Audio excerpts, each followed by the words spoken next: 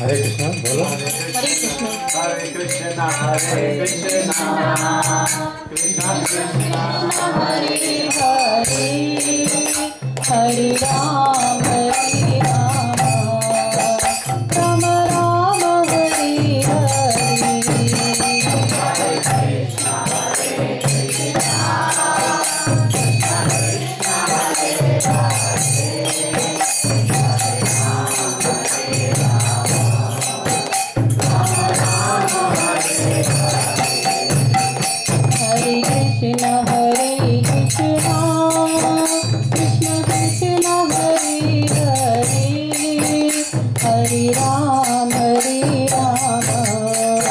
राम राम हरे हरे। हरे राम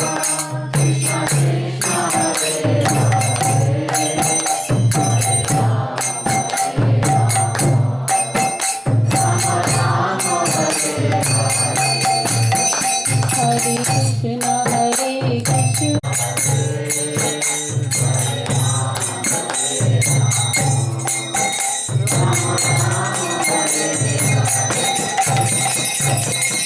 हरि बोल।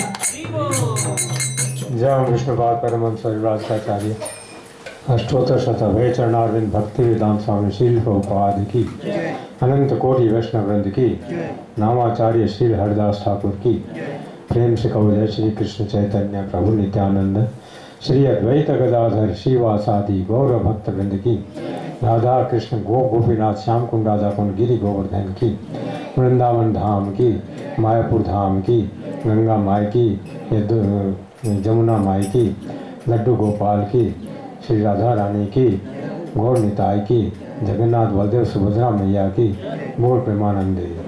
Our glories to assembled devotees, our glories to assembled devotees, our glories to assembled devotees, our glories to Bhagavan Gauranga.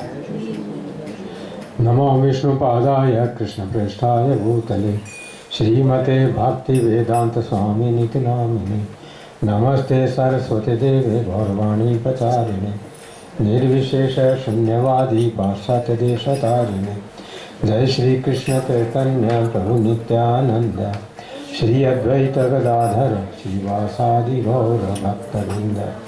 हरे कृष्णा कृष्णा कृष्णा हरे हरे हरे राम राम राम हरे हरे। ओम नमो भगवते वासुदेवाय। ओम नमो भगवते वासुदेवाय। ओम नमो भगवते वासुदेवाय। ओम नमो भगवते वासुदेवाय। ओम नमो भगवते वासुदेवाय। ओम नमो भगवते वासुदेवाय। तो Shrimad Bhagavatam 6th canto 3rd chapter श्लोक संख्या 27। ते देव सिद्ध परिगीत पवित्र गाथा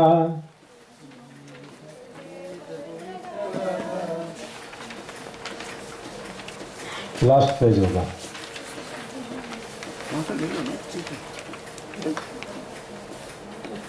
ते देव सिद्ध परिगीत पवित्र गाथा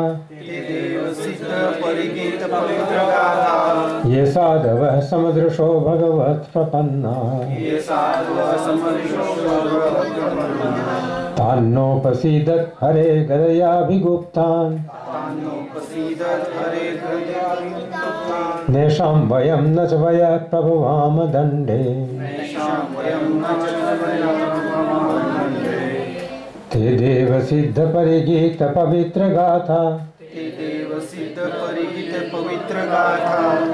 ये साधवः समदृशो भगवत् प्रपन्ना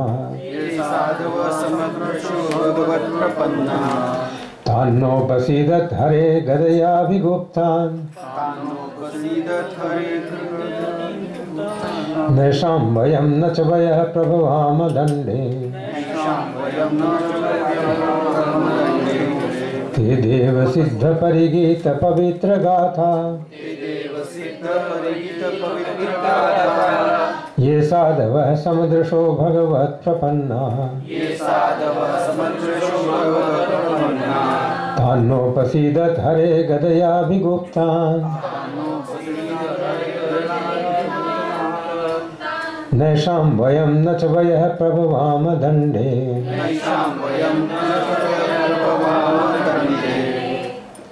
हाँ प्रभु जी लोग बोलिए। ते देव सिद्ध परिगीत पवित्र गाथा ये साधवा समदृशो भगवत् प्रपन्ना तान्नोपसीदत् हरे गदयाभिगुप्तान् नैषां वयं न च वयः प्रभवाम दण्डे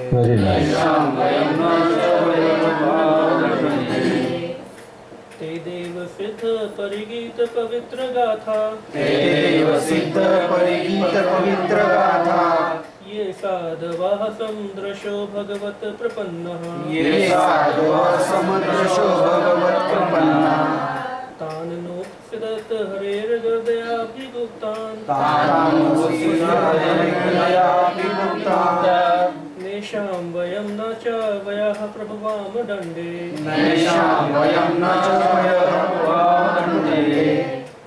ते देव सिद्धि परगीत पवित्र गाथा ये साधवः समदृशो भगवत् प्रपन्ना तान्नोपसीदत् हरेर्गदयाभिगुप्तान् नैषां वयं न च वयं प्रभवाम दण्डे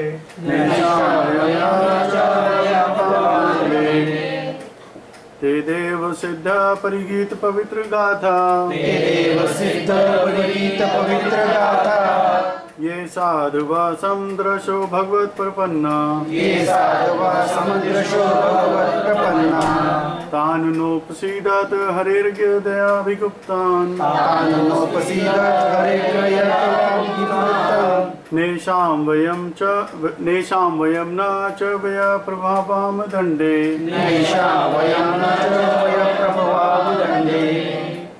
ते देव सिद्ध परिगीत पवित्र गाथा ये साधवा समदृशो भगवत् प्रपन्ना तान्नोपसीदत् हरेर्गदयाभिगुप्तान् नैषां वयं न च वयः प्रभवाम दण्डे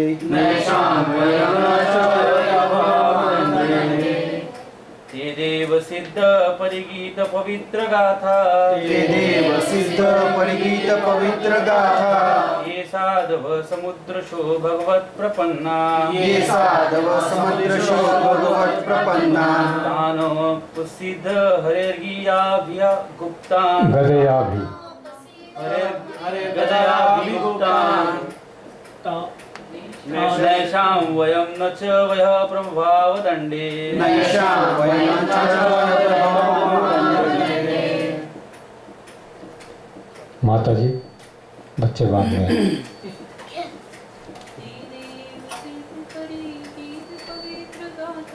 हे देव सिद्ध परिगीत पवित्र गाथा हे साधव समुद्र शो भगवत प्रपन्ना तानुपसीद हरेर्गदयाभिगुप्तान् नैषां वयं न च वयः प्रभावदण्डे।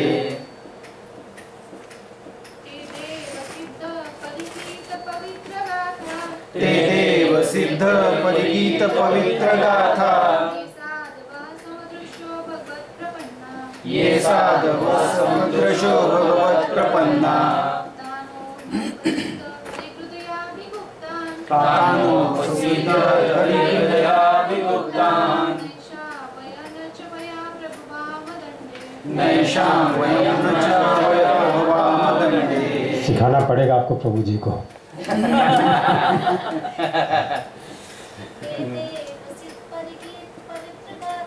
ते देव सिद्ध परिगीत पवित्र गाथा ये साधव समुद्र शो भगवत प्रपन्ना तानुपसीद हरिहृदयाभिगुप्तान् नैषां वयं न च वयः प्रभावदण्डे।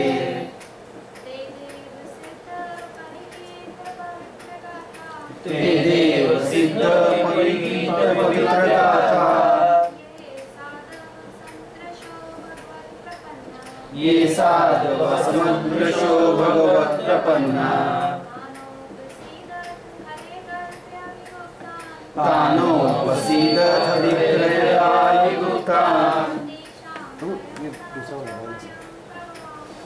नैषां वयं न च वयः प्रभावदण्डे।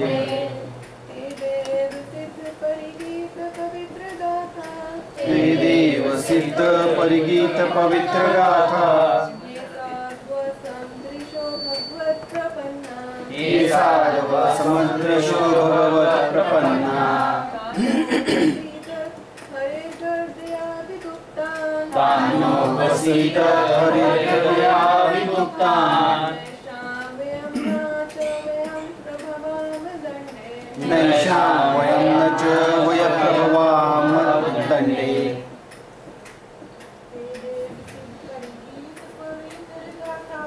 ते देव सिद्ध परिगीत पवित्र गाथा ये साधव समुद्र शो भगवत प्रपन्ना तानुपसीद हरिहृदयाभिगुप्तान् नैषां वयं न च वयः प्रभावदण्डे।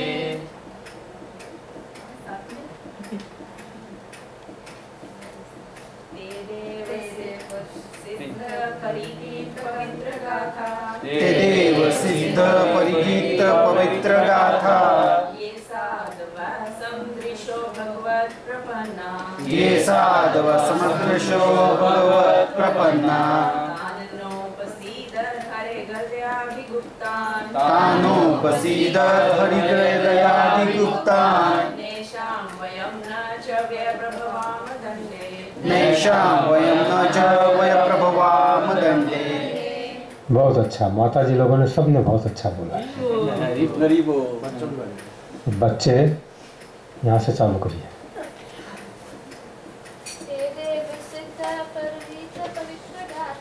ते देव सिद्ध परिगीत पवित्र गाथा ये साधवा समुद्रशो भगवत प्रपन्ना तानोपसीद हरित्रयाभिगुप्तान् नैषां वयं न च वयप्रभवामदण्डे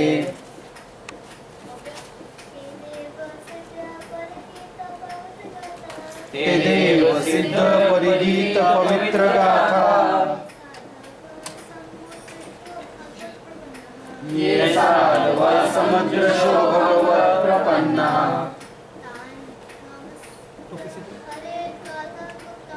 तानोपसीद हरित्रयाभिगुप्तान्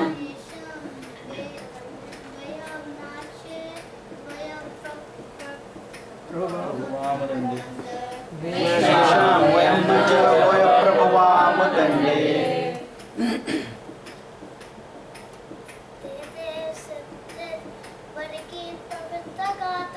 ते देव सिद्ध परिगीत पवित्र गाथा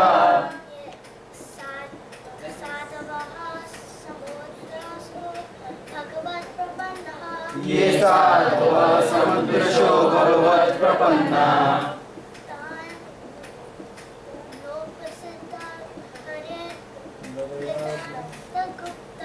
तानोपसीद हरित्रयाभिगुप्तान्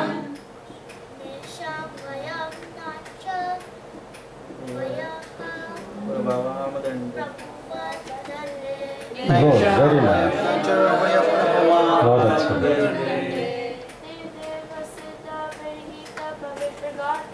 ते देव सिद्ध परिगीत पवित्र गाथा ये साधवा समुद्रशो भगवत प्रपन्ना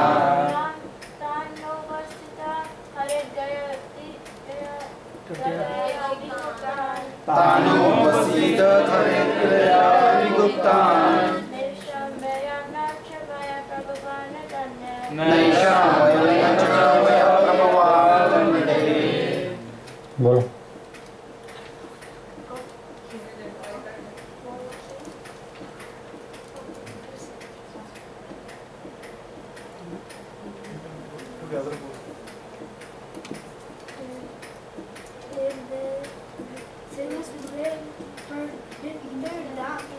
ते देव सिद्ध परिगीत पवित्र गाथा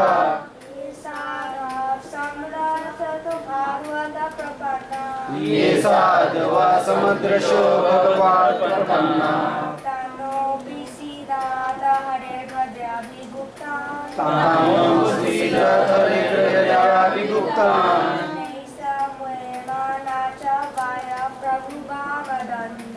नैषां वयं न च वयप्रभवामदण्डे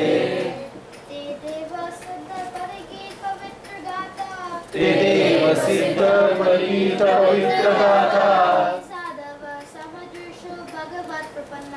ये साधवा समुद्रशो भगवत प्रपन्ना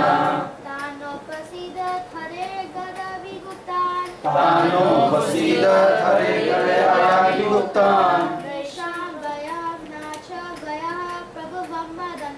नैषां वयं न च वयप्रभवामदण्डे ते देव सिद्ध परिगीत पवित्र गाथा ते देव सिद्ध परिगीत पवित्र गाथा ये साधवा समुद्रशो भगवत प्रपन्ना ये साधवा समुद्रशो भगवत प्रपन्ना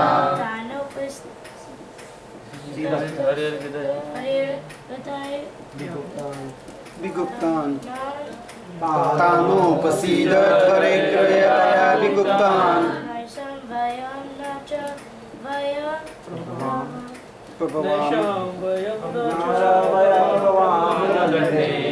बहुत अच्छा, बहुत अच्छा। सब लोगों ने बहुत अच्छा बोला है। ये सब लोग जब आवृत्ति करें ना सभा में तो वो उच्च सभा गिनी जाती है। आज की सभा बहुत सफल, बहुत उच्च है, सबने बोला है। तो ये इंडिकेट करता है कितनी उच्च भक्ति है आप लोगों के अंदर। और जो 7 अभी कारण बताए जाएंगे कि इन लोगों को नरक में ले जाओ, तो उनमें तो आपका नंबर आने का सवाल ही नहीं है। इसको स्क्रिप्ट पहले से बोल गया। शब्दार्थ ते वे देव देवताओं सिद्ध तथा सिद्ध लोक के वासियों द्वारा परिगीत गाई गई पवित्र गाथा शुद्ध कथाएं, ये जो साधव भक्तजन समदृशः समानदर्शी भगवत प्रपन्ना भगवान के शरणागत तान उनको न नहीं उपसीदत पास जाना चाहिए। हरे भगवान के गदया गदा से अभिगुप्तान पूरी तरह सुरक्षित न नहीं ऐशाम इनका वयम हम न नहीं न च तथा नहीं भी वयः असीम काल प्रभवाम समर्थ हैं दंडे दंड देने में। अनुवाद और तात्पर्य श्री प्रभुपाद जी के द्वारा। अनुवाद। हे सेवकों, ऐसे भक्तों के पास मत जाना, क्योंकि वे भगवान के चरण कमलों में पूरी तरह शरणागत हैं। वे समदर्शी होते हैं और उनकी कथाएं देवताओं तथा सिद्ध लोक के निवासियों द्वारा गाई जाती हैं। तुम लोग उनके निकट मत जाना। वे भगवान की गदा द्वारा सदैव सुरक्षित रहते हैं, इसीलिए ब्रह्मा तथा मैं और काल तक उन्हें दंड देने में समर्थ नहीं है। तात्पर्य। वस्तुतः यमराज जी ने अपने सेवकों को और आगाह किया कि हे सेवकों, इसके पूर्व भक्तों को तंग करने के लिए तुम चाहे जो भी करते रहे हो, किंतु अब उसे बंद कर दो। ओम अज्ञानतिमिरन्धस्य ज्ञानाञ्जनशलाकया चक्षुरुन्मिलितं येन तस्मै श्रीगुरुवे नमः। श्रीचैतन्यमनोभीष्टं स्थापितं येन भूतले स्वयं रूप कदा मह्यं ददाति स्वपदान्तिकं। वन्देऽहं श्रीगुरोः श्रीयुत्पदकमलं श्रीगुरून् वैष्णवांश्च। श्रीरूपं साग्रजातं सहगण रघुनाथान्वितं तं सजीवं साद्वैतं सावधूतं परिजनसहितं कृष्णचैतन्यदेवं श्रीराधाकृष्णपादान् सहगण ललिता श्रीविशाखान्वितांश्च।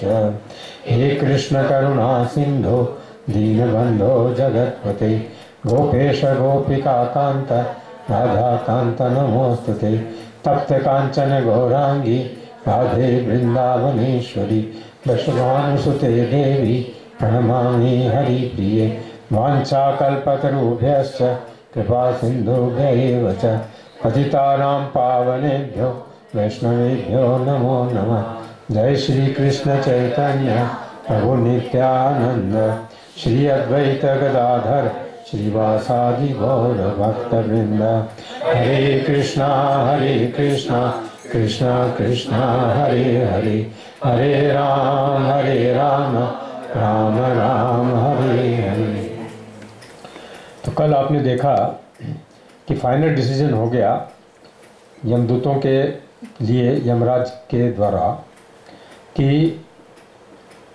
भागवत धर्म ही सर्वश्रेष्ठ है और भागवत धर्म करने से वह पाप नरक में नहीं जाएगा, बल्कि वह भगवान के धाम में जाएगा। और भागवत धर्म क्या है? बोले नाम उच्चारण, भगवान की लीलाओं का स्मरण, भगवान की लीलाओं का गान, भगवान की लीलाओं का श्रवण, यानी भागवत श्रवण और साधु संग, ये है भागवत धर्म। तो उसी को अब आगे ये बोल रहे हैं कि देखो इन लोगों के पास मत जाना। एक श्लोक में वे बोल रहे हैं कि ऐसे मेरे भक्त जो होते हैं उन लोगों के पास तुम मत जाना। तो वो एक कैसे भक्त होते हैं? तो बोले ते देव सिद्ध परिगीत पवित्र गाथा। जो ऐसे मेरे भक्त होते हैं उनकी और गायन, उनकी और बड़ाई, प्रशंसा देवता लोग भी करते हैं। और सिद्ध, जो देवलोक में सिद्ध लोग हैं, जो भक्त लोग हैं, वे भी इन भक्तों की प्रशंसा करते हैं। परिगीत माने गीत माने गाते हैं उनकी प्रशंसा। पवित्र गाथा, ऐसे भक्तों की पवित्र गाथा को देवता लोग गाते हैं, सिद्ध लोग गाते हैं। क्यों? क्योंकि ये साधव है, ये साधु लोग होते हैं और समदृशो, समान दृष्टि इनकी होती है सबके ऊपर में। और भगवत प्रपन्ना, वे भगवान के शरणागत होते हैं। प्रपन्ना माने शरणागत, वे भगवान के शरणागत होते हैं। तो तान नोपसीदत, उनके निकट बिल्कुल मत जाना तुम। क्यों नहीं जाना? बोले हरे गदयाभिगुप्तान, भगवान की गदा उनकी रक्षा करती है। गुप्तान माने रक्षा करना। नैशम वयम, मैं भी ये अधिकार नहीं रखता हूँ कि उनको दंड दूँ। न च वय माने काल भी ऐसे भक्तों को दंड नहीं दे सकता है। प्रभवाम दंडे माने हम लोग समर्थ नहीं हैं ऐसे भक्तों को दंड देने में। तो प्रभुपाद जी यहाँ कहते हैं कि वस्तुतः यमराज ने अपने सेवकों को ये प्रिकॉशन किया, आगाह किया कि हे सेवकों, इसके पूर्व तुम लोग भक्तों को तंग करने के लिए और जाते रहे हो, किंतु अब आज से बंद कर दो। ये ऑर्डिनेंस निकाल दिया उन्होंने, भक्तों के पास बिल्कुल अब नहीं जाने का है। जिन भक्तों ने भगवान के चरण कमलों में शरण ले रखी है, कौन है भगवान? श्री कृष्ण।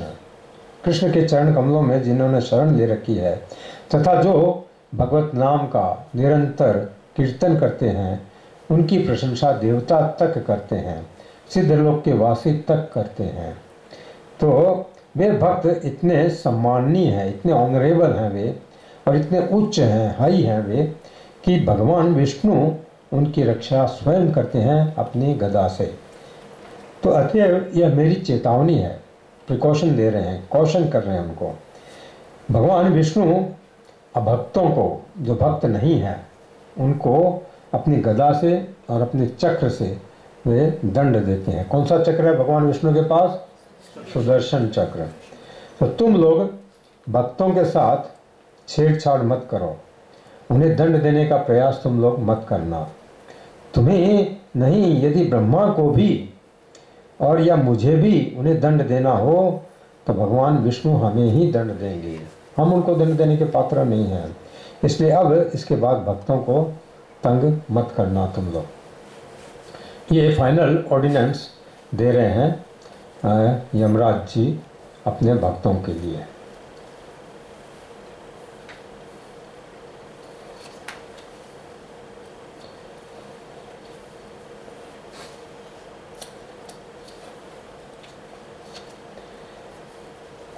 तो जो साधु हैं, सदाचारी हैं, समदृष्टि हैं, माने दृष्टि सबके लिए जो एक समान होती है, और आचरण जिनका अच्छा है और भगवान की शरण में है, ये मेन है।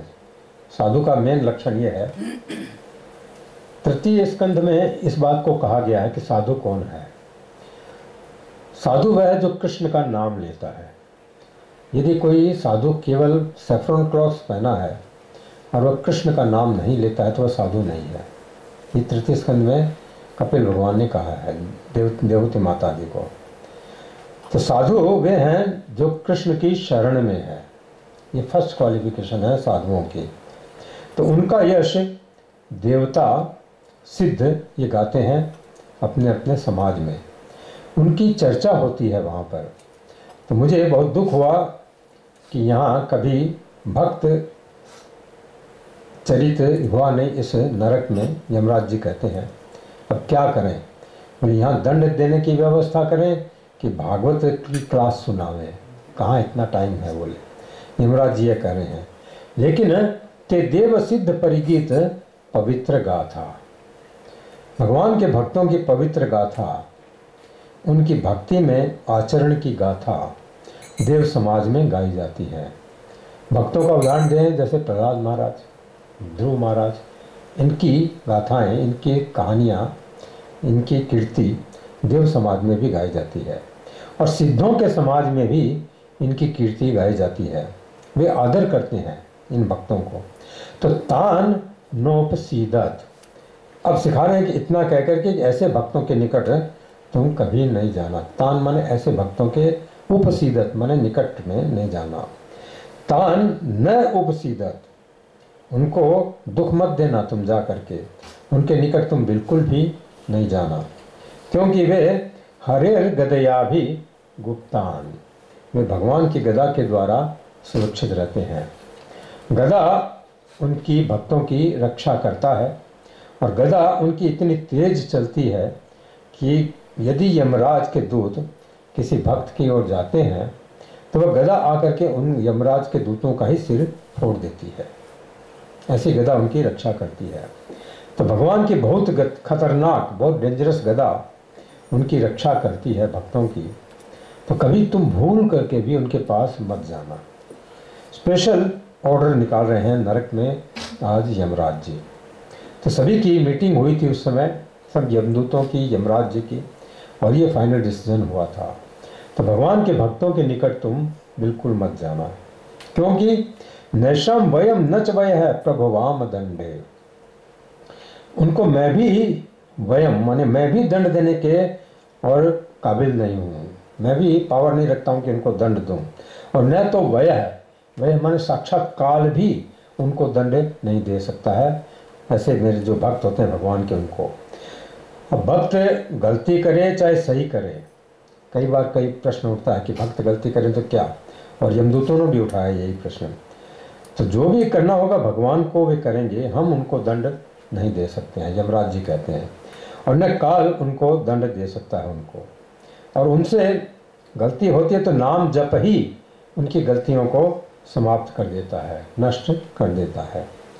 तब यमराज के दूतों ने कहा कि तब तो फिर हम आज से अपना काम धंधा बंद कर दें, अब क्या करेंगे, अब हमारे पास क्या काम है जब लाना ही नहीं है किसी को। तब यमराज जी ने कहा नहीं नहीं, अभी बहुत लोग हैं, तुम लोगों का काम धंधा चलेगा, तुम्हारी नौकरी रहेगी। तब वे कहते हैं कि साफ साफ बताइए, यमदूत कहते हैं कि किसको यहाँ पे लाना है और किसको नहीं लाना। वो तो हम समझ गए, भक्तों को नहीं लाना है वो तो हम समझ गए, लेकिन अब किसको लाना है उनको बता दो आप, खाली उनको हम लाएंगे। तब स्पेशल लक्षण बता रहे हैं नरक जाने वालों का। 2 श्लोकों में 7 टाइप के आदमियों का वे बता रहे हैं कि इन इन आदमियों को तुम लोग लेके आओ। तो तानानयध्वमसतो विमुखान मुकुंद पादारविंद मकरंद रसाद जश्रम निष्किंचन परमहंस कुले असंगे जुष्टाग्रहे निरय वर्तमानी बद्ध तृष्णा। 3 टाइप के आदमी इस श्लोक में दिया गया है, 4 टाइप के आदमी नेक्स्ट श्लोक में है। तो तान आनयध्वम, ऐसे लोगों को लाओ। कौन कौन से? तो फर्स्ट है असतो। असतो माने जो भक्त नहीं है, कृष्ण के जो भक्त नहीं है उन लोगों को लेके आओ तो नरक में। और दूसरा कौन है?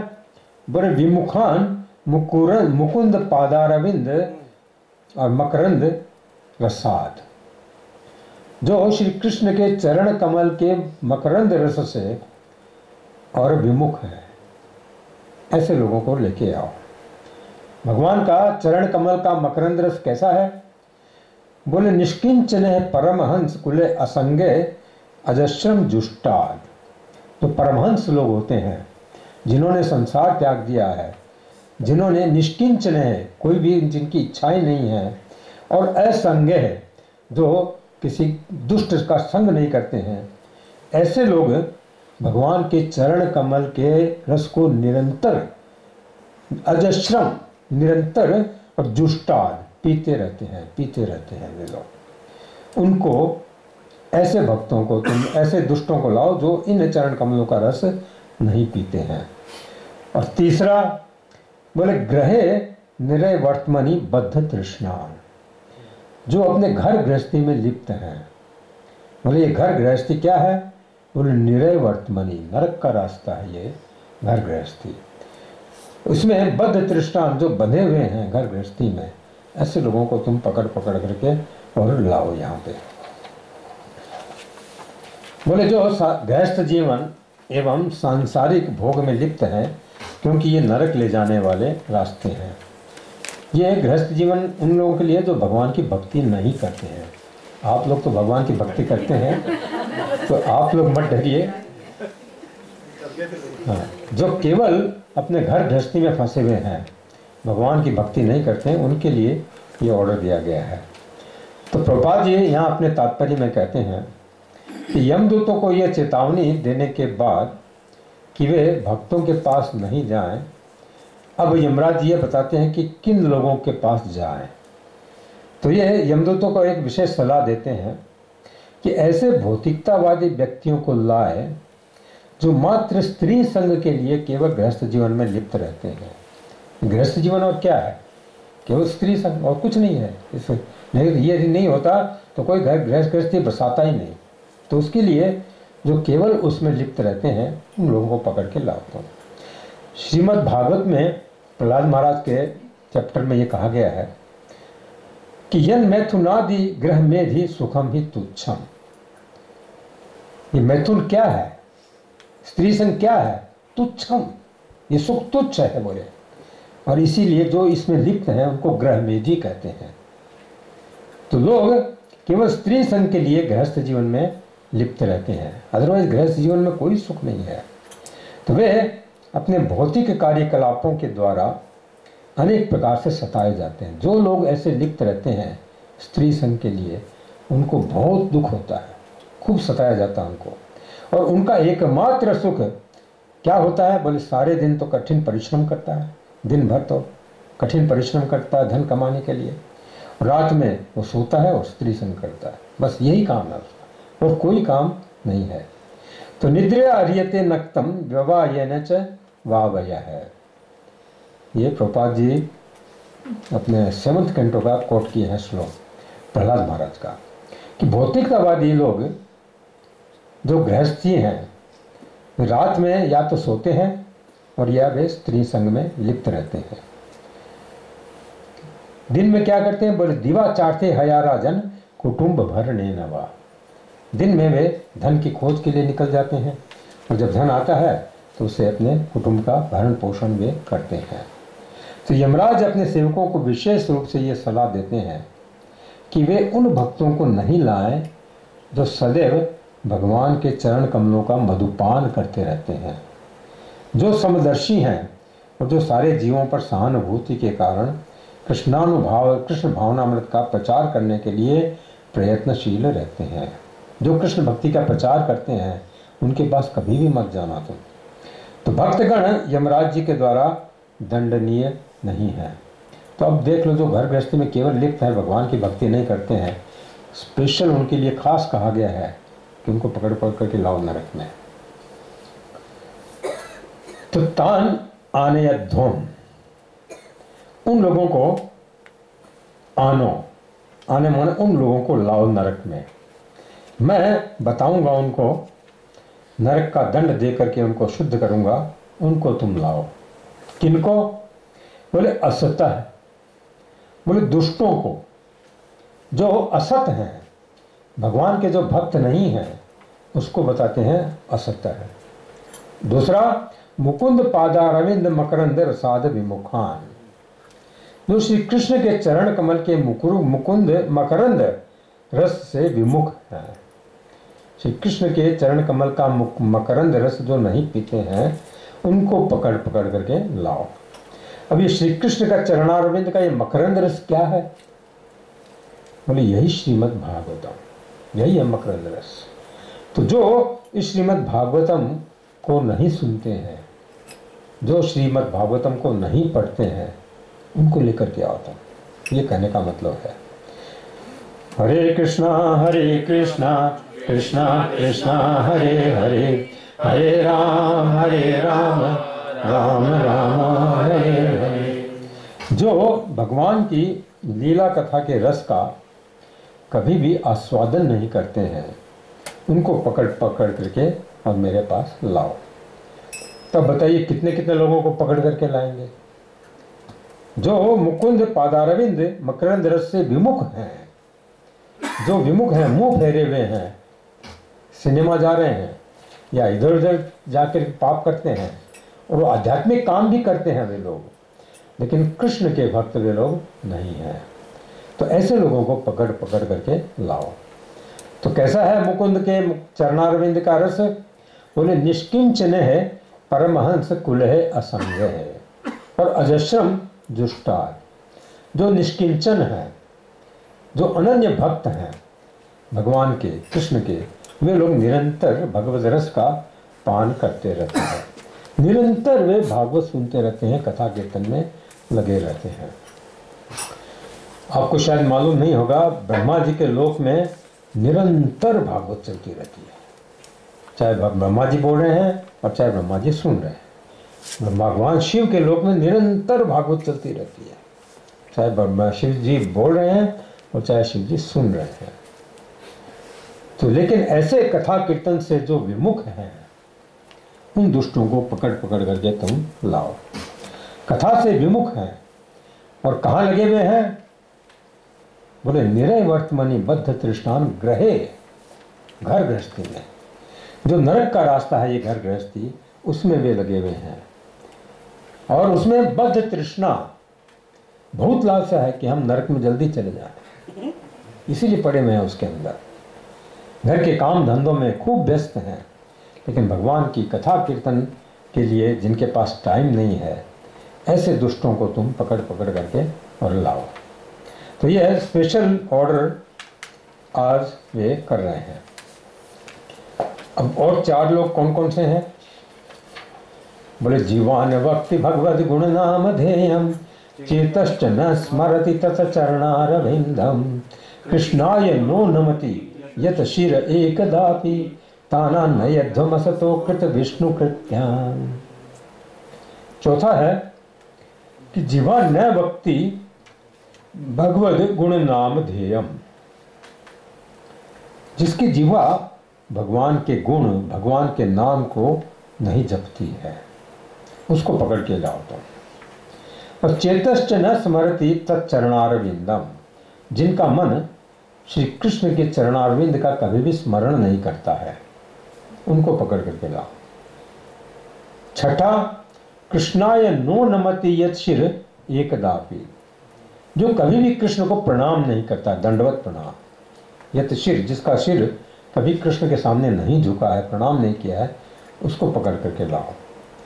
और 7वां कि ताना नय ध्वमसतो कृत विष्णु कृत्यान, जो विष्णु को प्रसन्न करने के लिए, कृष्ण को प्रसन्न करने के लिए जो भी कार्य हैं, उनको जो नहीं करता है, उनको पकड़ करके लाओ। तो हे सेवकों, तुम लोग पापी पुरुषों के को मेरे पास लाना, जिनकी जीव कृष्ण के नाम और गुणों का कीर्तन नहीं करती है। प्रभुपाद जी यहाँ पे लिखते हैं कि नैते विदु स्वार्थ गतिम ही विष्णु। दुर्भाग्यवश लोग ये जानते नहीं हैं कि इनका स्वार्थ किसमें है। परिवार पालन में स्वार्थ नहीं है, उनका जीवन जो मिला है, ये मनुष्य देह किसके लिए मिला है? बोले भगवत धाम वापस जाने के लिए मिला है। तो ये लोग जानते नहीं हैं, भगवान कृष्ण के पास पहुंचने के लिए ये मनुष्य देह मिली है। तो दुराशया ये बहिरर्थ मानिना है, उल्टे वे मोहग्रस्त ऐसे लोग रहते हैं। हर मनुष्य से ये आशा की जाती है कि भगवान कृष्ण के पास पहुंचने के लिए वह भक्ति करे, कर्तव्य करे। अतएव यमराज यमदूतों को सलाह देते हैं कि वे उन्हीं लोगों को उनके पास लाए जिन्होंने विष्णु के प्रति अपने कर्तव्य भुला दिए हैं। वही इस श्लोक में लिखा गया है, अकृत विष्णु कृत्यान, जो कृष्ण के पवित्र नाम का कीर्तन नहीं करता है, जो कृष्ण के अर्चा विग्रह को शीश नहीं झुकाता है, जो भगवान कृष्ण के चरण कमलों का स्मरण नहीं करता है, वह यमराज के द्वारा दंडनीय है। तो संक्षेप में सारे अवैष्णव, जो वैष्णव नहीं हैं, वे सब दंड के पात्र हैं। तो इस 7 लोगों को वे बोल रहे हैं कि पकड़ पकड़ करके लाओ। तो यश जीवा भगवत गुण नाम ध्येयम न वक्ति, जिसकी जीवा भगवान के नाम और गुणों को नहीं बोलती हैं, उसको पकड़ पकड़ करके मेरे पास लाओ। अब तो यमराज के दूत खोज खोज करके देखते हैं कि कौन भगवान का नाम और भगवान का गुण नहीं बोल रहा है, उसको नरक में जाना पड़ेगा। तो भक्ति का अर्थ है कि बोलना, केवल स्मरण नहीं, वैसे स्मरण भी करे, याद भी करे भगवान को तो भी बहुत है, लेकिन बोलना बहुत महत्व रखता है। तो जीवान भक्ति भगवत गुण नाम ध्येयम। और इंस्टेंट बातें हम दिन भर करते रहते हैं, बकते रहते हैं, लेकिन भगवान का नाम हम नहीं लेते हैं, भगवान का जप नहीं करते हैं, भगवान का गुण कीर्तन हम नहीं करते हैं जीवा से। तो उन लोगों को तुम लेकर के आओ। और चेतश्च न स्मरति तच्चरणारविंदम, जिसका चित्त कृष्ण के चरण कमल का कभी स्मरण नहीं करता है, उसको पकड़ करके मेरे पास लाओ। कृष्णाय नो नमति यत्शिर एकदापि। हरे कृष्णा कृष्णा कृष्णा हरे हरे, हरे राम राम राम हरे हरे।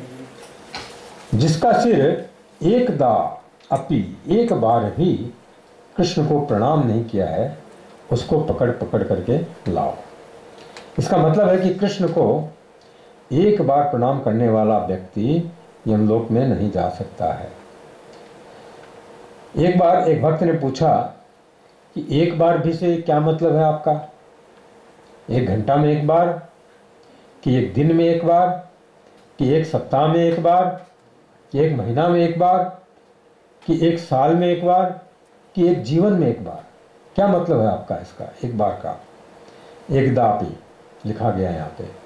तो विश्वनाथ चक्रवर्ती ठाकुर कहते हैं कि जीवन में एक बार, जीवन में एक बार भी जो कृष्ण के सामने नहीं झुका है, जो कृष्ण को प्रणाम नहीं किया है, उसको तुम मेरे सामने लाओ। अगर जीवन में एक बार भी कोई कृष्ण के आगे झुक गया है तो यमराज के दूत फिर उसको नहीं ले जा सकते हैं।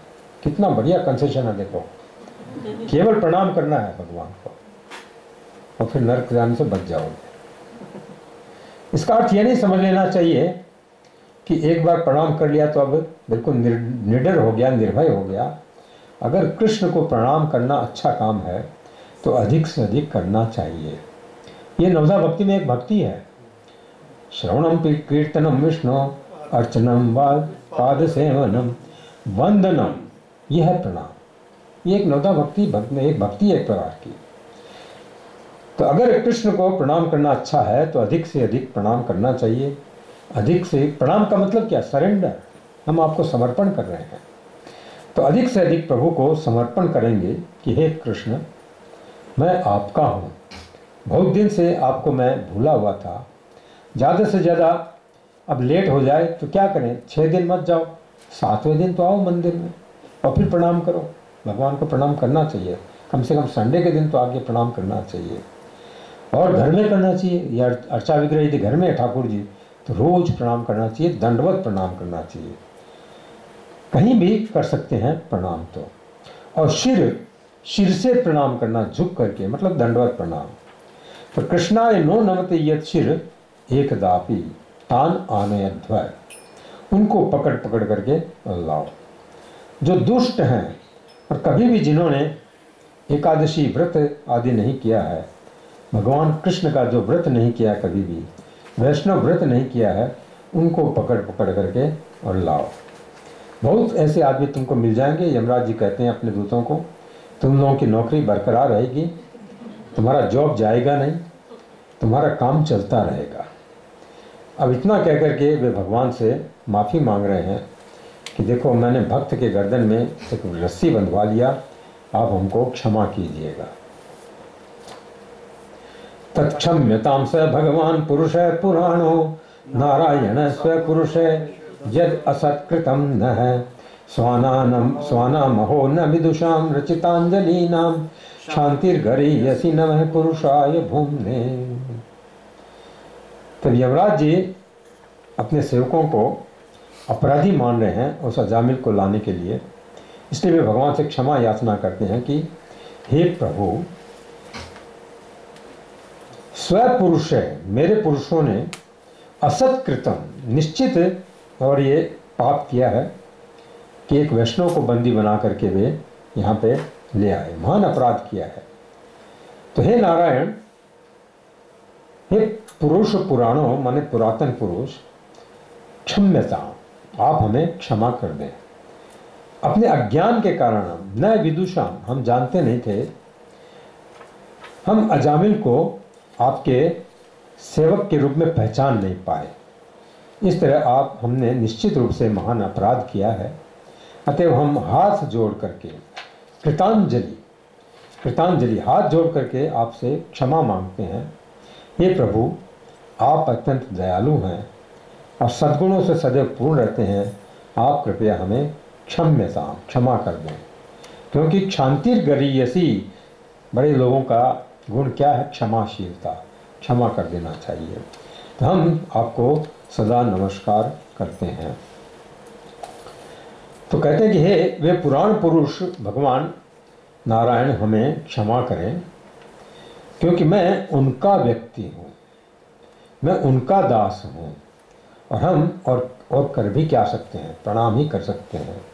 तो केवल हाथ जोड़ सकते हैं हम लोग। बड़े लोगों के लिए क्षमा ही उनका आभूषण होता है। तो हे नाथ, मैं आपका दास हूँ, आप मुझको क्षमा कीजिए। अब देखिए, यमराज जैसा बड़ा व्यक्ति भी कृष्ण से क्षमा मांग रहा है। तो अपने दूतों के बीच में भगवान से वे क्षमा मांग रहे हैं।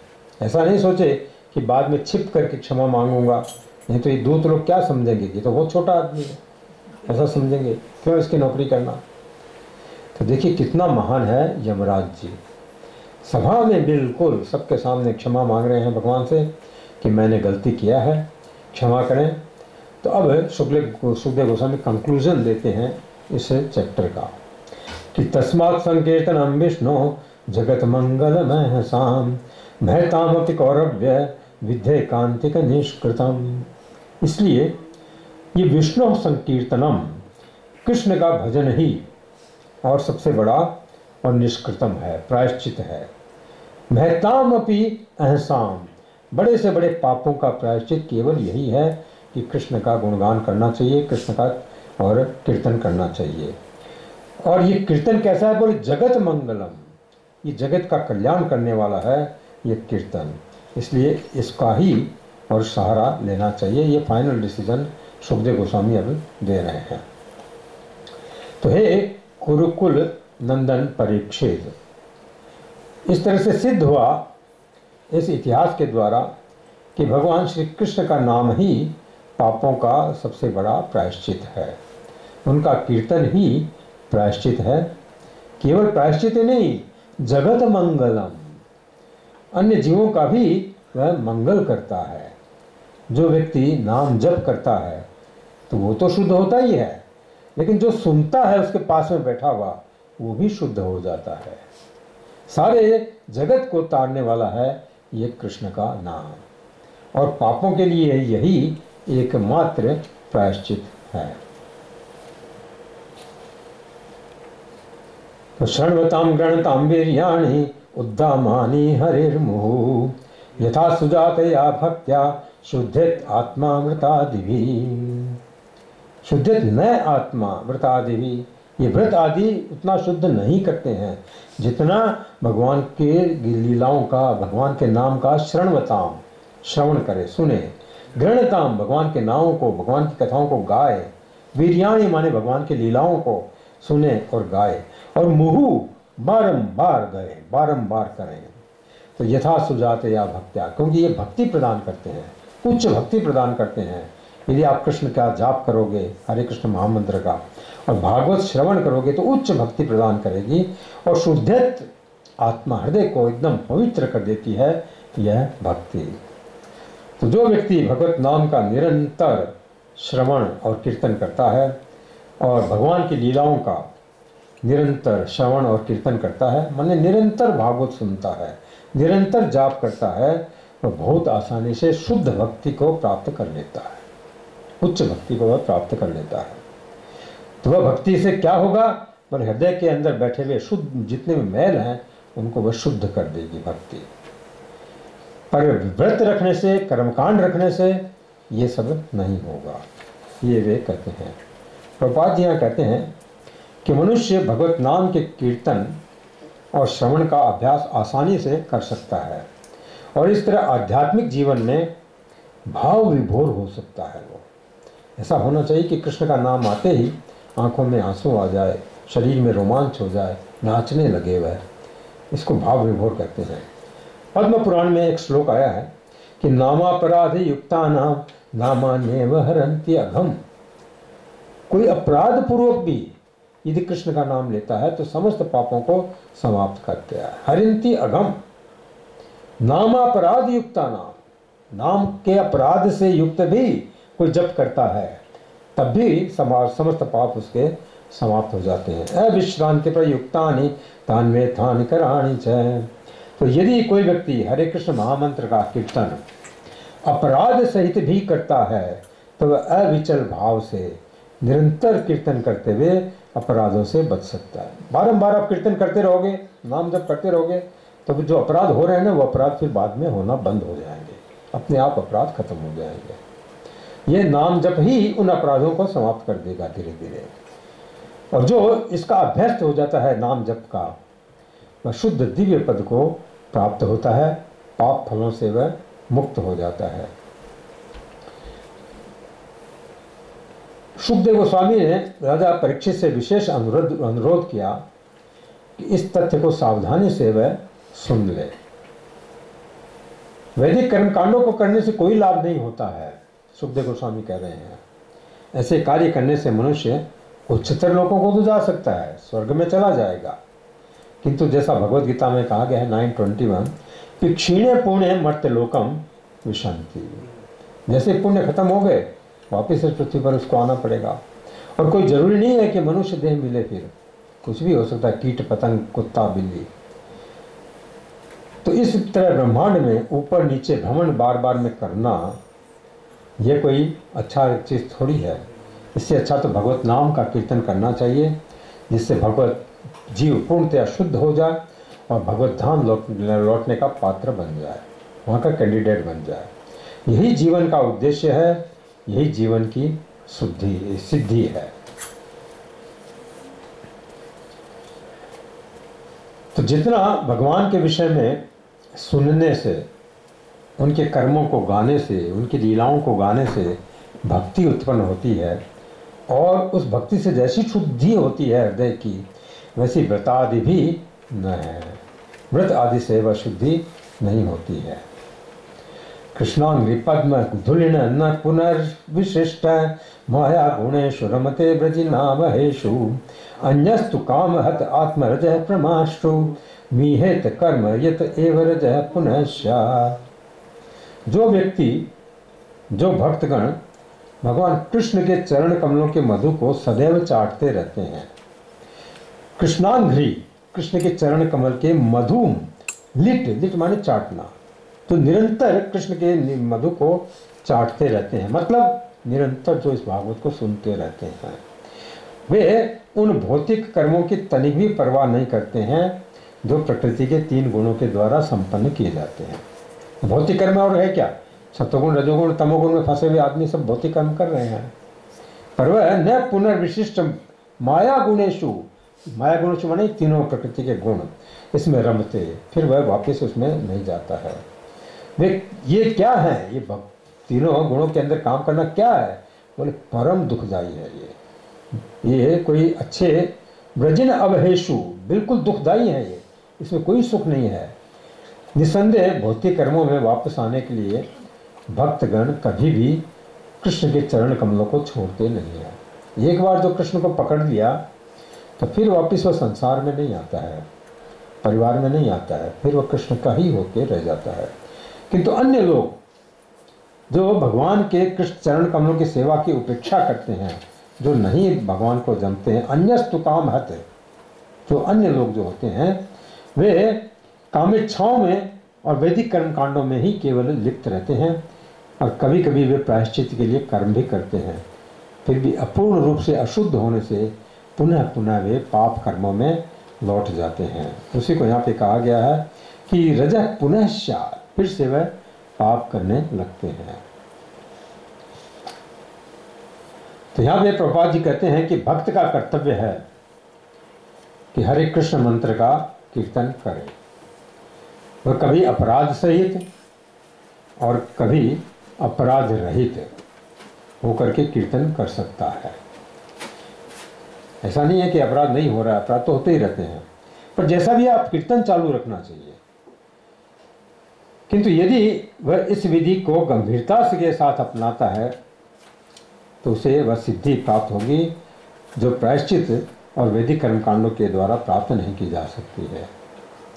जो लोग वैदिक कर्मकांड के प्रति आसक्त हैं किंतु भक्ति में जो विश्वास नहीं रखते हैं और जो प्रायश्चित करने की सलाह देते हैं किंतु भगवत नाम का कीर्तन जो नहीं करते हैं, वे सर्वोच्च सिद्धि प्राप्त नहीं कर सकते हैं।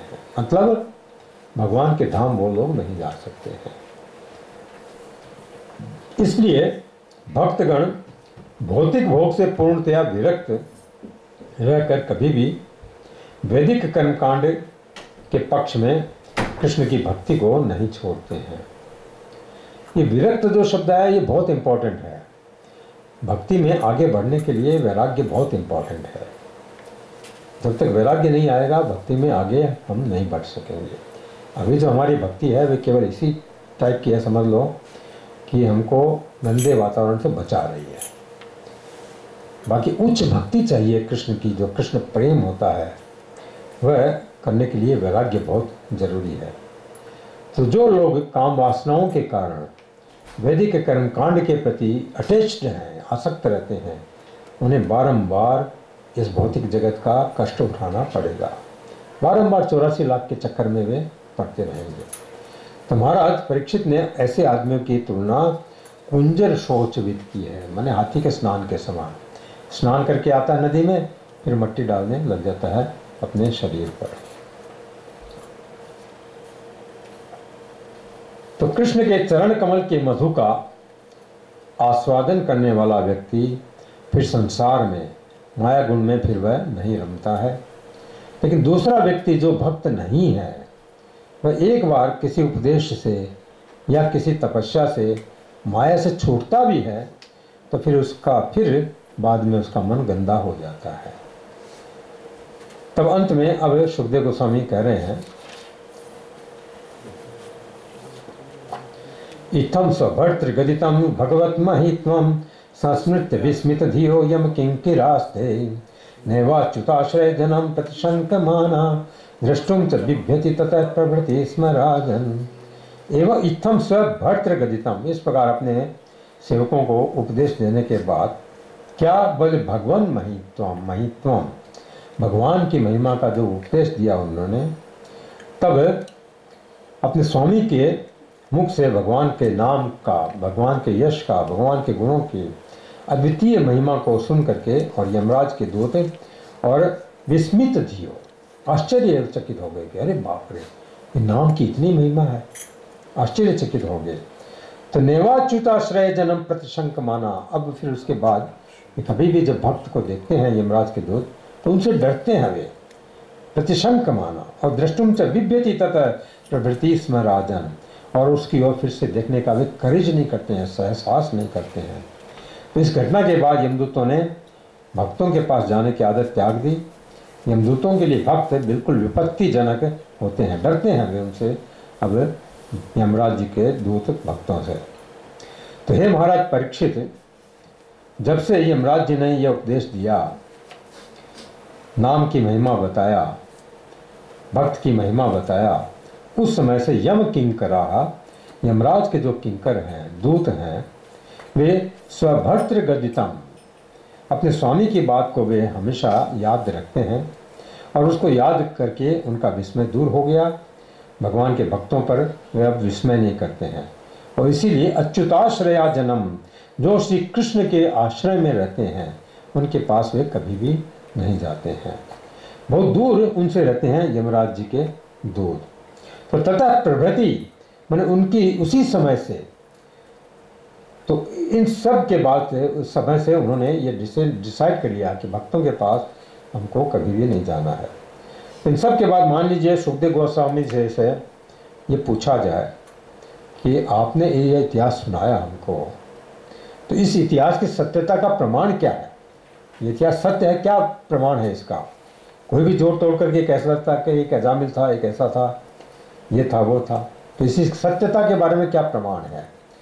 जैसे वैसे सुखदेव गोस्वामी तो झूठ बोलेंगे ही नहीं कभी, जो कह रहे हैं वही प्रमाण है, लेकिन फिर भी वे सबसे बड़ा प्रमाण अब प्रस्तुत कर रहे हैं अंतिम श्लोक में। इतिहासम इमं गुह्यम भगवान कुंभ संभव कथयाम आसमलय आसीनो हरिमर्चयन।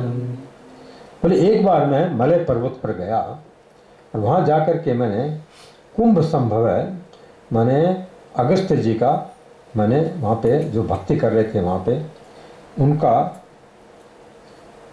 मैंने संग किया। तो वहाँ उन्होंने मुझको ये कथा बताई। बोले इतिहासम इमं गुह्यम, ये जो इतिहास है बड़ा गुह्य है, बड़ा सीरियस ये कथा है। और कुंभ संभव है माने अगस्त्य जी ने मुझको ये कथा बताई। कथयाम आस, मुझको बताई। कहाँ? बोले मलय आसीनो, जब मैं मलय पर्वत पर वे रहते हैं अगस्त्य जी, वहाँ पे मैं गया। तो वे कब बताई? बोले हरिम अर्चयन, जब वे भगवान की पूजा कर रहे थे उस समय उन्होंने ये इतिहास मुझको बताया। तो यह दिव्य इतिहास अजामिल की कथा और विष्णुदूत और यमदूतों का संवाद मलय पर्वत पर, मतलब बहुत बड़े तीर्थ में भगवान अगस्त्य जी ने हमें बताया, ऐसा सुखदेव गोस्वामी कह रहे हैं। वो प्रमाण है। बोले कुंभ संभव है माने कुंभ से जिनका जन्म हुआ है अगस्त्य जी का, उन्होंने कहा था, तो तीर्थ में कहा था। एक तो ये प्रमाण हो गया, तीर्थ में आदमी झूठ नहीं बोलता है। दूसरा प्रमाण क्या है? कब कहा था? बोले हरिम अर्चयन, जब वे भगवान की पूजा कर रहे थे उस समय सुनाए थे। और बारंबार भगवान के चरणों को वे छू छू करके और ये कह रहे थे कि ये बिल्कुल सत्य इतिहास है। वे श्री विग्रह का चरण छू करके कथा कह रहे थे अगस्त्य जी, इसलिए बिल्कुल सच्चा इतिहास है ये, इसमें विश्वास करना चाहिए और भगवान का नाम जप करना चाहिए। तो आप सब श्रोताओं का बहुत बहुत धन्यवाद जो इतनी शांति से आप लोगों ने कथा सुनी। देखो इस कथा में 3 अथॉरिटी बोल रहे हैं। एक तो सुखदेव गोस्वामी बोल रहे हैं, दूसरे भगवान के पार्षद बोल रहे हैं विष्णुदूत, और तीसरे धर्मराज जी खुद इस चीज़ को कंफर्म कर रहे हैं कि भक्ति ही श्रेष्ठ है, कृष्ण का नाम ही लेना चाहिए। तो बहुत बहुत धन्यवाद आप सबका, और देवेंद्र प्रभु का बहुत धन्यवाद जिन्होंने इनिशिएटिव लेकर के इस कथा का आयोजन किया। और आप 7 भक्तों को जिनके घर में रोज़ कथा हुई है उन सब का बहुत बहुत आभार, जिनके कारण ये कथा हुई है। और कृष्ण से यही प्रार्थना है कि आपकी भक्ति हम समझते हैं उच्च हुई है पहले से, और जैसी हुई है उसको या तो मेंटेन करें नहीं तो और ऊंची करें, यही कृष्ण से प्रार्थना है। तो बारंबार कृष्ण की लीलाओं को सुनना चाहिए, पढ़ना चाहिए, नाम जप करना चाहिए। अब हम कुछ दान मांगना चाहेंगे आप लोगों से। तो ऐसा कौन करने की कैसे करे लाडी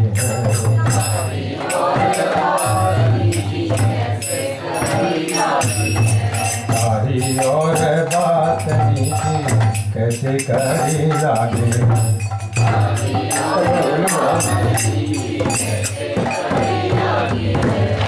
जाके और मसी रस मसी छवि सांवरे की, जिसके हृदय में सांवरे कृष्ण की छवि बस जाती है, उसको चाही और बात नहीं की कैसे करी लागी है, उसको और बात कैसे अच्छी लग सकती है।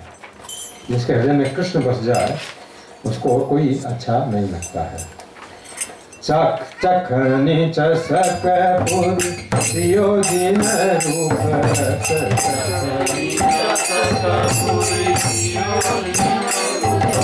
चखनी चसक प्रियोजिन रूप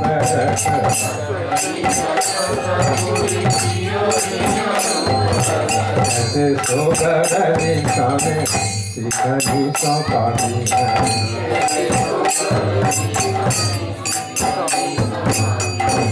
कैसे सोगरली साने शिखनी सो पागी है।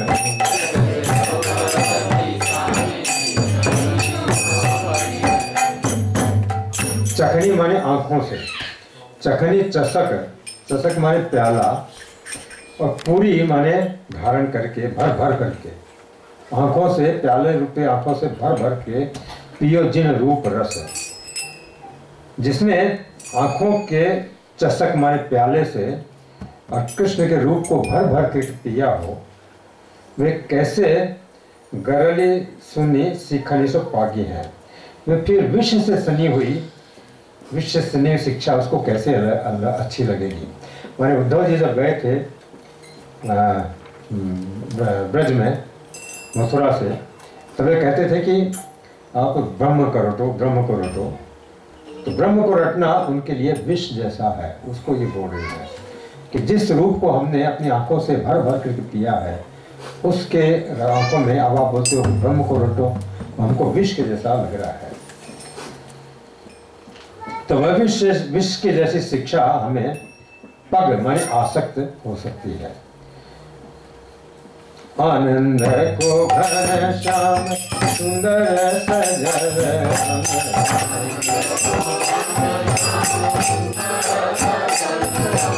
आनंद को घन श्याम सुंदर सजल,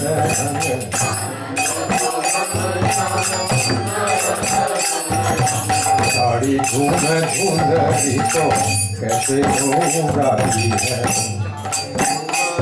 लास्ट की लाइन, साड़ी धूम धुंधरी तो कैसे घूमती है।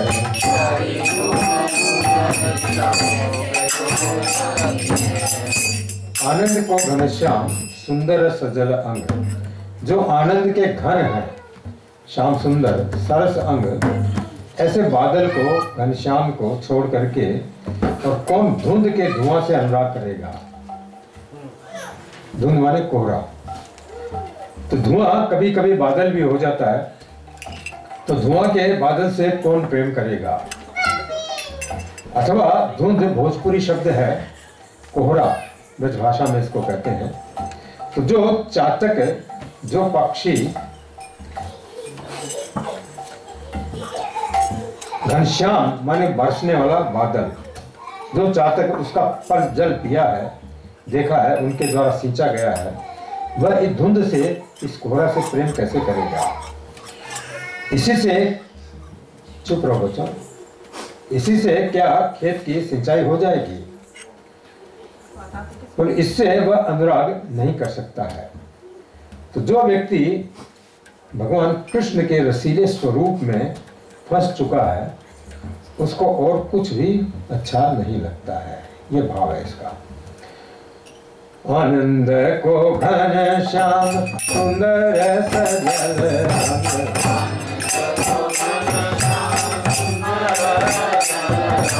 साड़ी धूम धुंधरी तो कैसे घूमती है।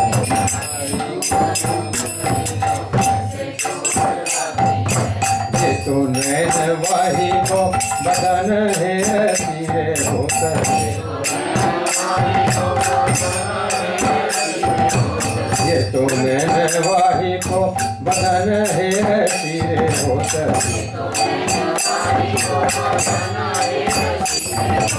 और बात आली सब लगती तो आग।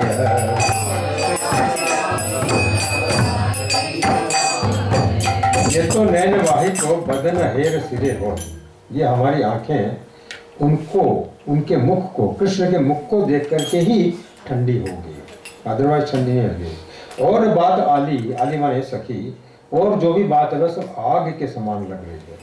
ये जो ब्रह्म ज्ञान है, ये बात सखी हमको आग के समान लग रहा है, या कोई दूसरी बात हमको कृष्ण के अलावा कोई दूसरी बात आग जैसी लग रही है।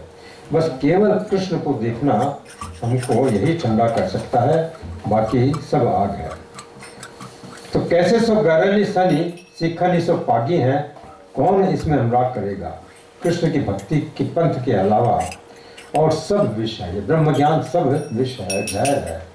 जिसका कृष्ण में अनुराग नहीं हुआ है, जिसने कृष्ण के रूप को नहीं देखा है, वही भले दूसरी जगह फंस जाए।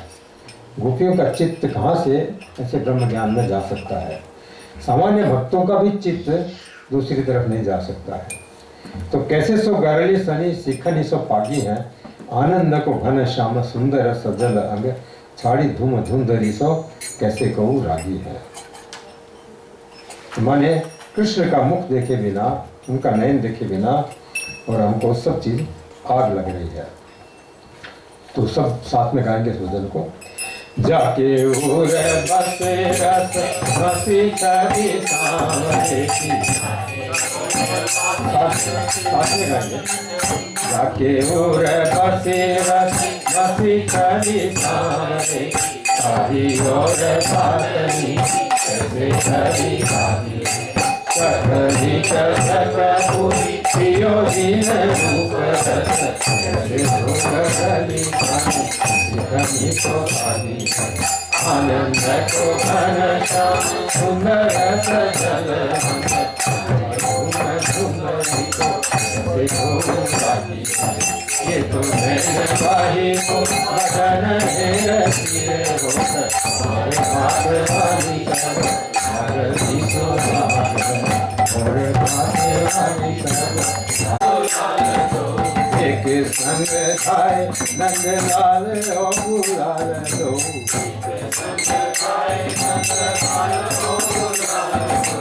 गगनी भय जो भूमि आनंद मढ़े,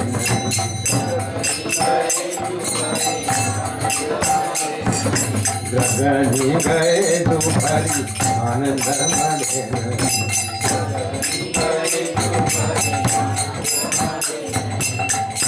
और एक ही साथ में इन आंखों में नंदलाल भी घुस गया और गुलाल भी घुस गया। तो द्रगनी गए जो भरी, इन आंखों में जब दोनों घुस गए तो आनंद मढ़े नहीं, आनंद की कोई सीमा नहीं रही। एक संग धाय नंद लाल गुलाल दो,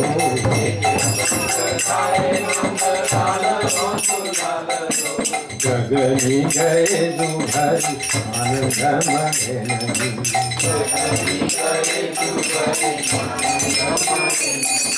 धोय धोय हारी पद मातर की हारी सोहन,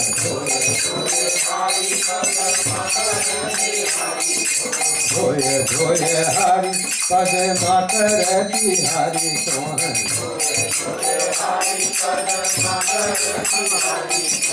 अब तो उपाय को चित पे चढ़े नहीं,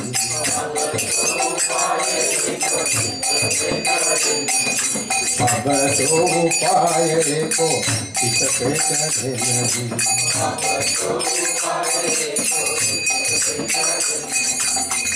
ये पद्माकर जी के कवि का लिखा हुआ है। तो बोलते हैं धोए धोए हारी तिहारी सो हे सखी, तुम्हारी सौगंध खा के कहती हूँ, मैंने इन आंखों को धो लिया, खूब धोया पानी से, और धो करके थक गई। अब तो उपाय को चित्त पे चढ़ने, कोई उपाय काम नहीं आ रहा, तो निकल नहीं रहे दोनों, कोई उपाय काम नहीं आ रहा। धोए धोए हारी पद मातर की हारी सोहन,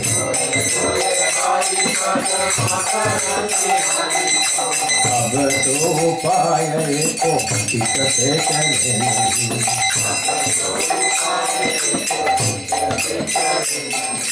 कैसो करो कहाँ जाऊँ, कासो कहूँ कौन सुने,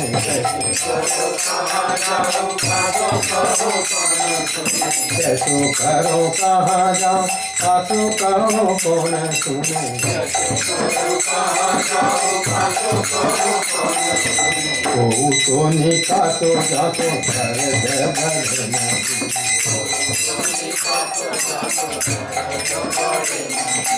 ओ तो निकासो जातो घर बढ़ नहीं।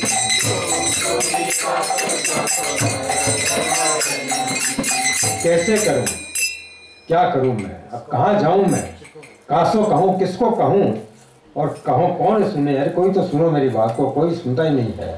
कहूँ तो निकासो, कोई तो निकालो इन आँखों से हमारे इन दोनों को, ताकि दर्द नहीं बढ़े। दर्द बहुत हो रहा आंखों में, जब कृष्ण आंखों में चला जाता है ना तो दर्द बहुत होता है, क्योंकि वापिस मिलते नहीं है तो बड़ा दर्द होता है। तो कैसो करो कहाँ जाऊं, कासो कहूँ कौन सुनो,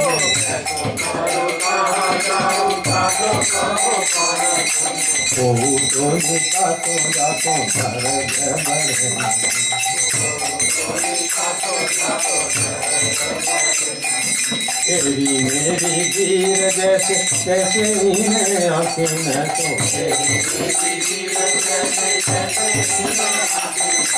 तेरी मेरी वीर जैसे कैसे इन्हें आंखें न तो,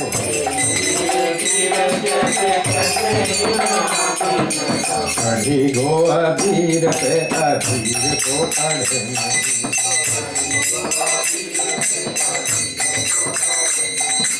कढ़ी गो अबीर पे अबीर को करे।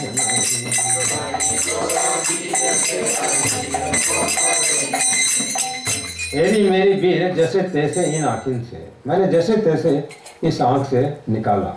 क्या निकाला? कढ़ी को अबीर, गुलाल तो निकल गया, लेकिन अहीर को कढ़े नहीं। वो अहीर का जो लड़का है कृष्ण, वो नहीं निकल रहा है। गुलाल निकल गया, वो नहीं निकल रहा है। तेरी मेरी वीर जैसे इन्हें आँखों में तो,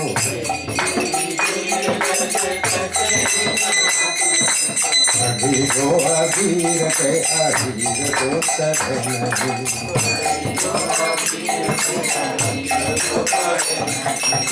तो पूरा भजन गाते हैं साथ में। एक संग धाय नंदलाल हो गुलाल हो, गगन गए जो आनंद मारे, धोए धोए हारी पद मातरती हारी को, आप तो पाए कैसे करो कहाँ जाओ, कातो कामो कौन सुनो, तुम कातो कातो तेरी मेरी वीर जैसे कैसे इन्हें आंखों में तो, गो अबीर पे अबीर को करे, कढ़ी गो अबीर पे अबीर को करे। तो ग्वाला कृष्ण अहीर जो है वो आंखों से नहीं निकल रहा है। तो एक भजन और गा लें कि एंड करें? दो एक नहीं है तो 2 और गाना पड़ेगा।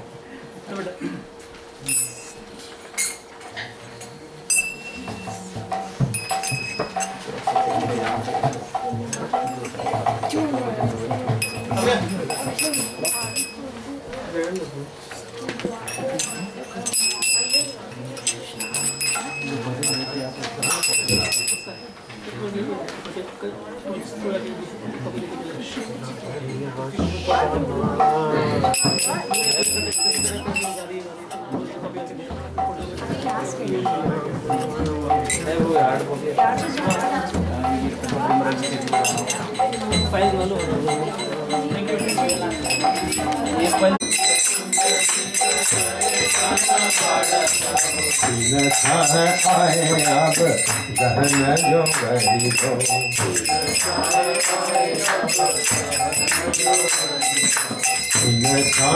आए अब गहन जो गरी हो,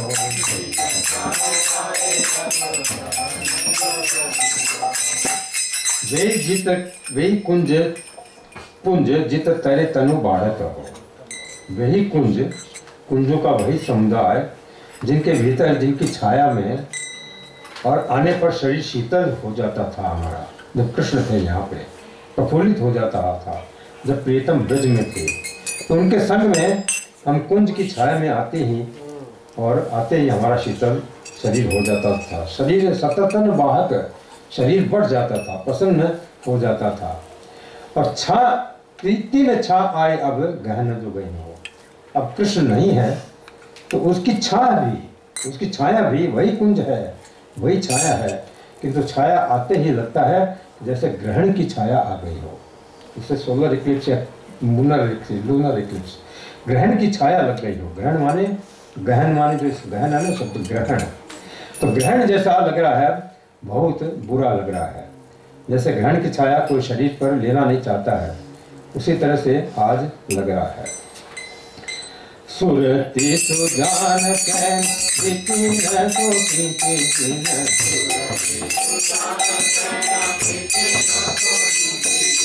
सुरति सुजान कैन बिपिन सोती बिपिन,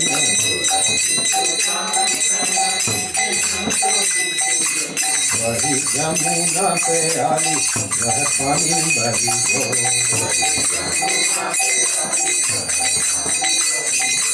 वह जमुना पे आई वह पानी बही गो।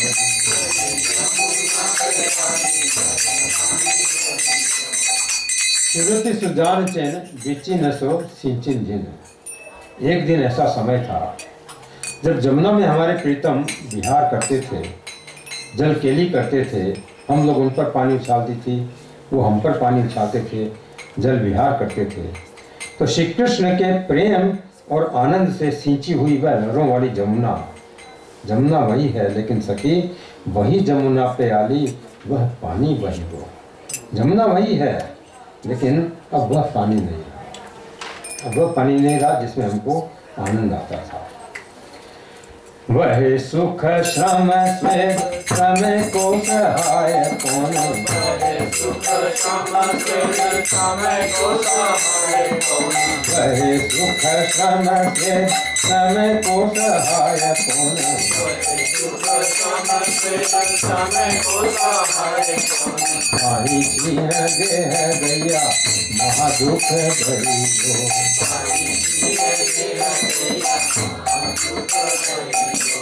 आई छीन देह गैया महादुख गई गो।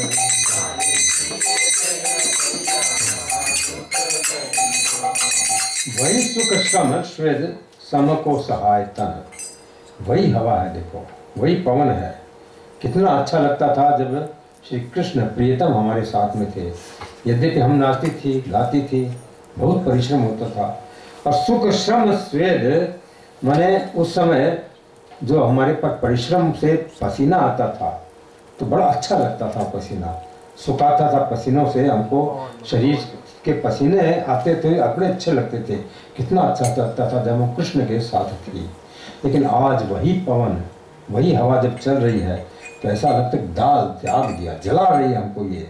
आज वही ताही तिये छिए देह दया महादुख दई गो, वही आज आग है, वही छैया है लेकिन आज आग के समान लग रही है। वे घन आनंद जीवन को देखे तीन,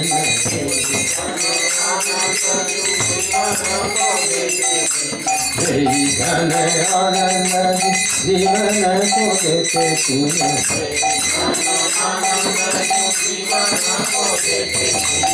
को नाम मारी के मारी भी को लगी गो।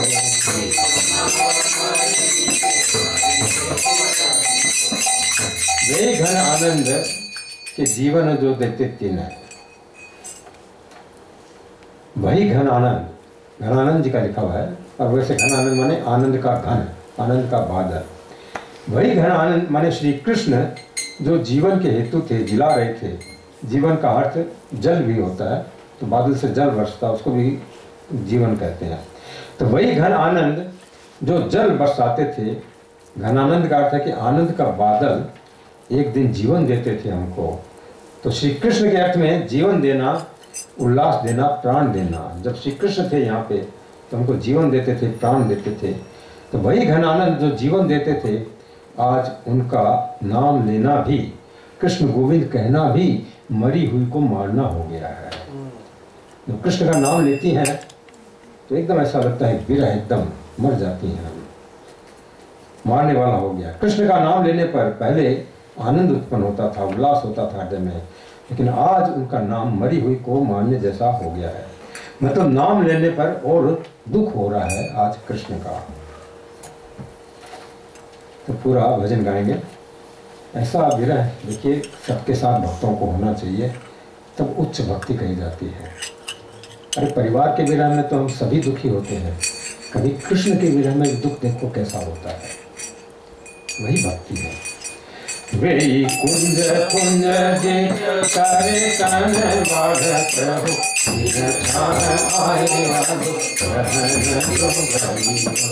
तुलसी सुजान सीखी न तो सीखी दिन, वही यमुना के आई पानी पड़ी। वही दुख श्रम से तने को सहाय कौन,